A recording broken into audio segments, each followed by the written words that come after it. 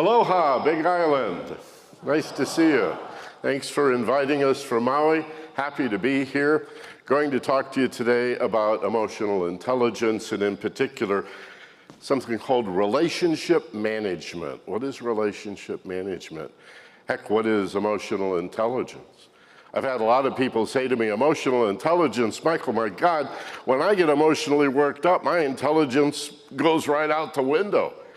I say things and do things that I almost immediately regret. And then looking back, I'm embarrassed, sometimes even humiliated. And you're talking about emotional intelligence? Yeah. Because in order for the intelligence in our emotions, often called wisdom in philosophy, to become available to us, we have to learn to manage our emotions. Now, I'm going to talk, as Wallace said, about the 4 stages or steps to emotional intelligence, but I'd like to begin by straightening out, settling once and for all, a point where I think there's a lot of confusion. And that's the idea that success will create happiness and love in your life.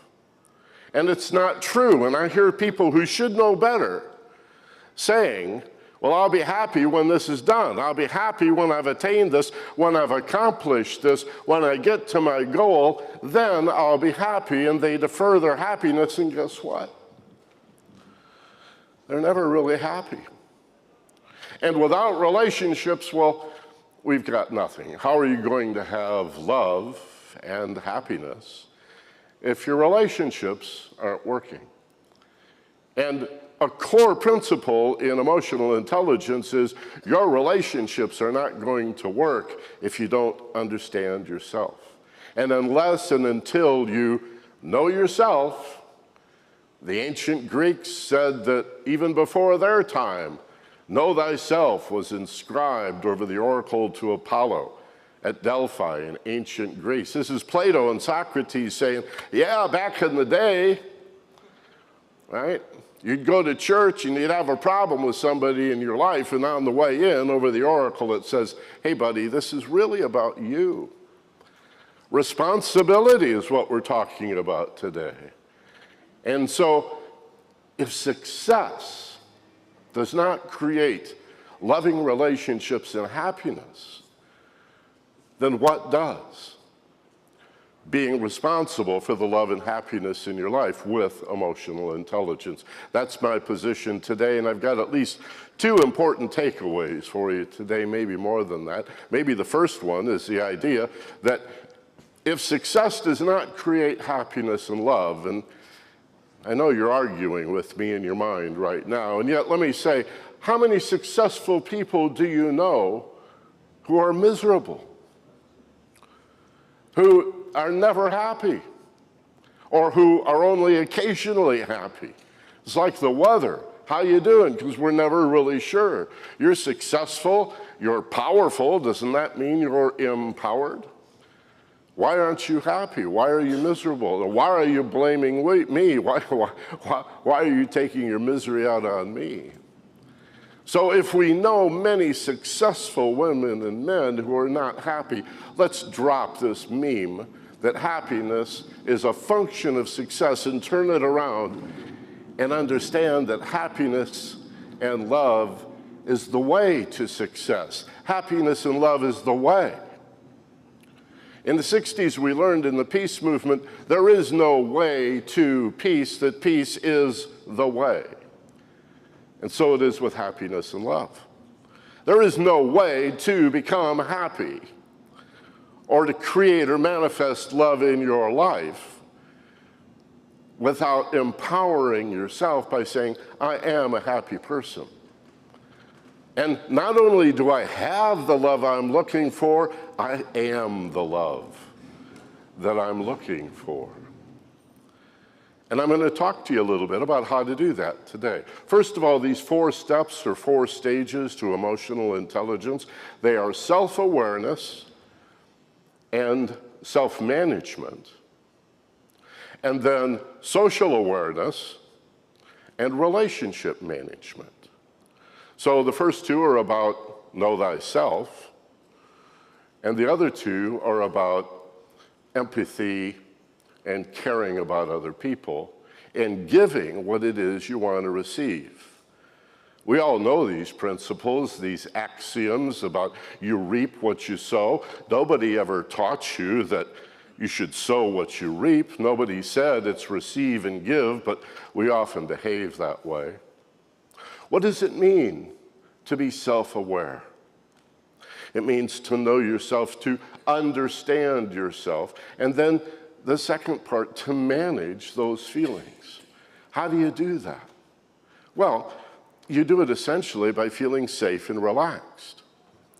There was a time in the history of humanity where meditation by any name, contemplation, introspection, rumination, reflection, 60s, we called it spacing out or spacing in, but going to that altered level of awareness where things made sense, where what had appeared to be conflicts now came together in harmonious ways. And instead of everything being this or that, it started looking like this and that.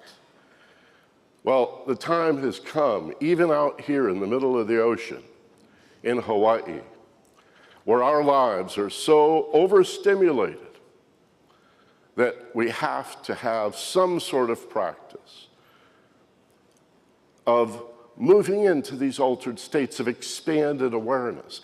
And I've studied scores, hundreds of meditation, contemplation, and introspection techniques, and I'm here to tell you there's 3 parts to every single one of them, and 3 messages to the brain that are saying, you know, I realize you're overstimulated and you're confused and you think you're in danger, but you're really not. You're just over-confused and stimulated to an excessive degree. Those 3 messages are, I'm going to close my eyes. I'm going to breathe slow, deep breaths.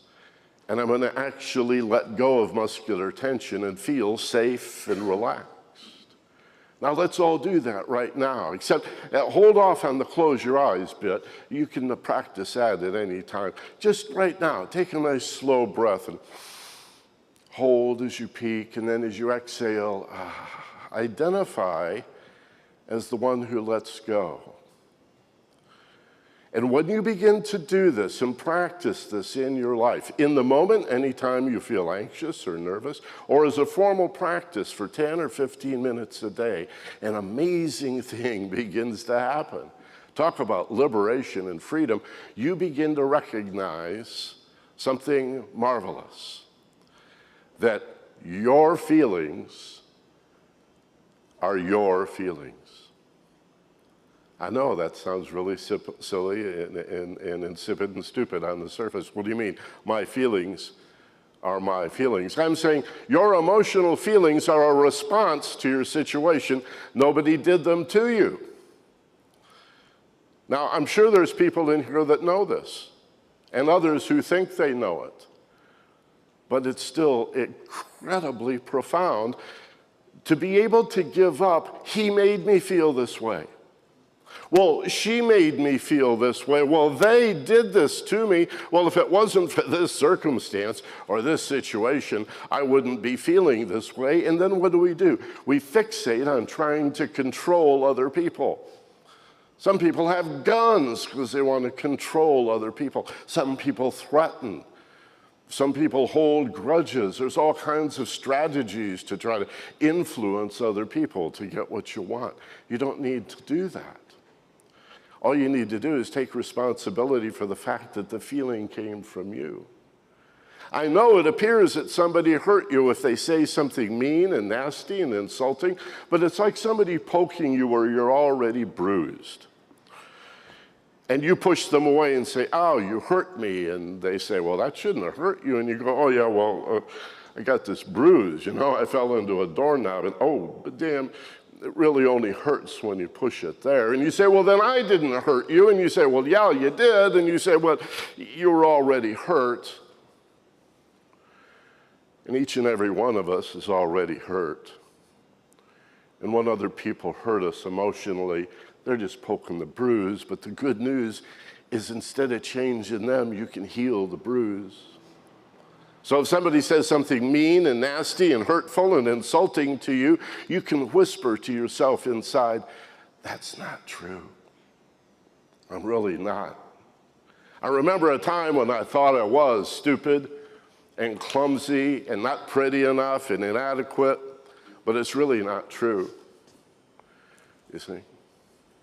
And then the other part of emotional intelligence, the empathy. This is simply caring about other people. And now you've empowered yourself to care.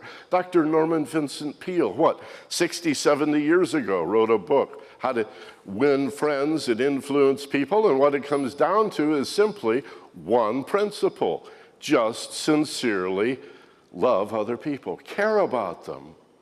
If love has been stolen from us by advertisers and pop site gurus, then let's steal it back. Let's talk about the many, many qualities of love, including caring. And you can take responsibility for the love and the happiness in your life.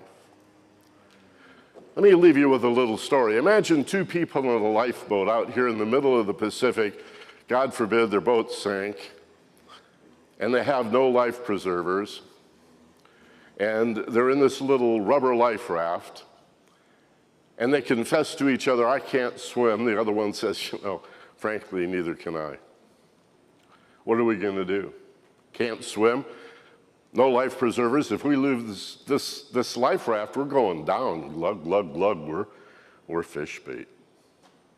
And they think about their dilemma for a while, and suddenly one of them says, I know, I got it. I have a brilliant insight. I know what we're going to do. I'm going to save you, and then you can save me. Or if you want to do it the other way around, if you promise to save me, then I'll save you. And I used to ask my clients and my students, why is that absurd? And fewer than half could even tell me what was ridiculous about that. They knew it was, but they couldn't find the words because we're not familiar with the idea of real responsibility for yourself.